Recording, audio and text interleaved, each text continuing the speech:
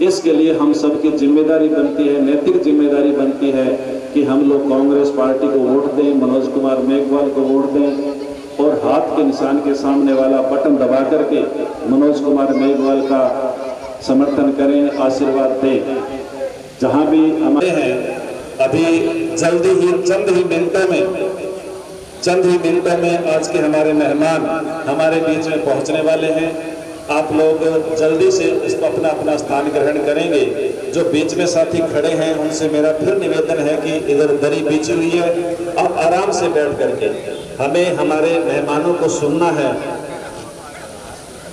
आराम से आरिफ जी बीच में आ रहे हैं, तो हम सब की गांव की ओर से जिम्मेदारी बनती है, नैतिक जिम्मेदारी बनती है कि हम उन मेहमानों का अच्छी तरह से भव्य स्वागत करें और उनकी पूरी बात को आराम से हम लोग सुने। ये तभी हो पाएगा जब आप लोग आराम से बैठोगे और आराम से बैठ करके आप लोग हमारे मेहमानों को सुनेंगे। हमारे मेहमान थोड़ी देर में हमारे बीच में पहुंचने वाले हैं। जो आयोजक साथी हैं वो कृपया इधर आकर के आगे की जो लिस्ट है वो हमें दे दें ताकि स्टेज संचालन देता हूं। जय हिंद, जय भारत।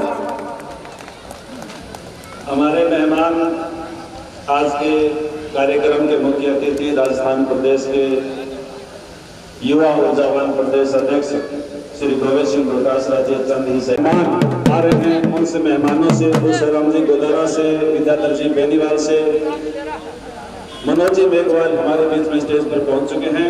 आप तालियां बजा करके स्वागत करेंगे। हमारे युवा ऊर्जावान प्रत्याशी मास्टर पवन लाल जी के सुपुत्र और मास्टर पवन लाल जी की विरासत को सामने रखेंगे, क्योंकि उस सम्मेलन में भी दोनों प्रोग्राम एक ही समय पर है। उस प्रोग्राम में भी आपको पहुंचना है। एडवोकेट मनोज कुमार मेघवाल जी।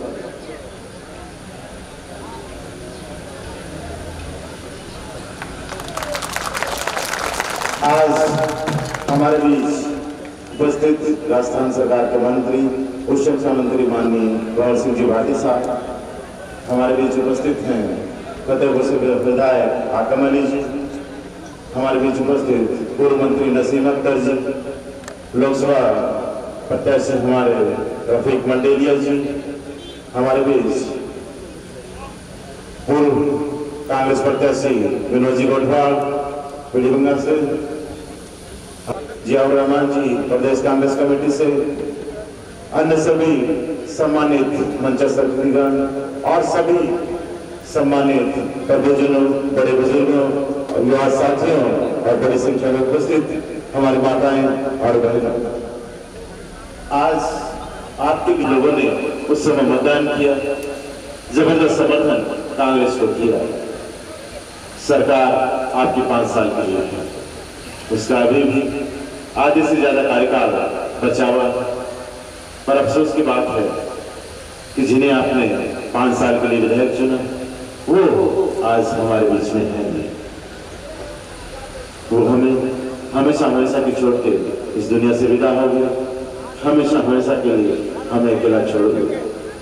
आप जानते हैं 4 महीने पहले उनका स्वर्गवास हो गया और उससे ये विधानसभा सीट भी रिक्त हो गई और उसी को भरने के लिए इस 17 तारीख को मतदान होने जा रहा है। अब वो तो हमारे बीच में आ नहीं सकते, तो पार्टी ने आज मुझे आप लोगों के बीच में भेजा है, अपना उम्मीदवार बनाकर भेजा है। विश्वास दिलाता हूं कि जो पार्टी ने भरोसा किया और जो 2 साल पहले आप लोगों ने कांग्रेस पर भरोसा किया, जो 2 साल पहले आपने आने वाले 5 सालों के सपने संजोए थे, जो 2 साल पहले आने वाले 5 सालों की आपने उम्मीदें थी, इस बचे हुए समय में आपकी हर वो उम्मीदें, आपकी हर वो आशाएं, आपके हर वो सपने जो आपने संजोए थे, इसमें उन सपनों को पूरा करने की कोशिश, इन उम्मीदों और आशाओं को पूरा करने की मेरी तरफ से पूरी कोशिश होगी, ये मैं आपको विश्वास दिलाता हूँ। मैं मेरी तरफ से अपनी कोशिश में कोई कमी नहीं होने दूंगा। मुझसे जो आपके लिए बन पड़ेगा, मुझसे जो आपके लिए हो सकेगा, मैं करने की कोशिश करूंगा, ये मैं आपको विश्वास दिलाता हूँ। पर इसके लिए आप लोगों का साथ चाहिए, आप लोगों का समर्थन चाहिए। उस दिन आप कांग्रेस का सहयोग करें, कांग्रेस को हाथ वाला जो विषय बटन है उसको दबाकर आशीर्वाद प्रदान करें। विश्वास कीजिए 17 तारीख को आप अपना काम कर दीजिए। 17 तारीख के बाद काम करने की जिम्मेदारी मेरी, मैं अपनी जिम्मेदारी से कुछ नहीं दूंगा, ये मैं आपको विश्वास दिलाता हूं। आपका और मंत्री जी का बहुत लंबा एक साथ रहा, 45 साल का साहस और भरोसे पे वो दोबारा उन्होंने विकास की गाड़ी चलाई। जो आपने योजना का प्रथम चरण लाए, उसका दूसरा चरण आप लोगों को पता है स्वीकृत हो चुका है, उसमें काम चालू हो रहा है। दोबारा नए कार्यालय खोलने का काम शुरू हुआ। आज आप देख रहे हैं सुजानगढ़ में एडीएम आपके सुजानगढ़ में बैठने लग गए। और उसके बाद अचानक पहले तो कोरोना की महामारी से वजह से, और फिर उनके खुद के लंबे समय तक अस्वस्थ रहने के कारण थोड़ा सा दोबारा ठहराव आया। और अंत में नवंबर में जब उनका स्वर्गवास गया, तो उसके बाद तो आप लोगों की आवाज पहुंचाने के लिए वो अपने बीच रहे। पर फिर भी उसके बाद हम लोगों ने आप लोगों की कोई बात, आप लोगों की आवाज जो सरकार तक पहुंचानी जानी थी, पहुंचाने का प्रयास किया, उन तक पहुंचाएगी। जो भी बात उन तक पहुंची, जो भी प्रस्ताव उनके पास गए, वैसे के वैसे उन्हें मंजूर करने की कोशिश की। जो भी बात आप लोगों की पहुंचाई गई, उसकी पालना कराने की कोशिश की और कराई भी। कहने का मतलब दोबारा विकास की यात्रा। कांग्रेस पार्टी की सरकार आप सबके आशीर्वाद से बनी।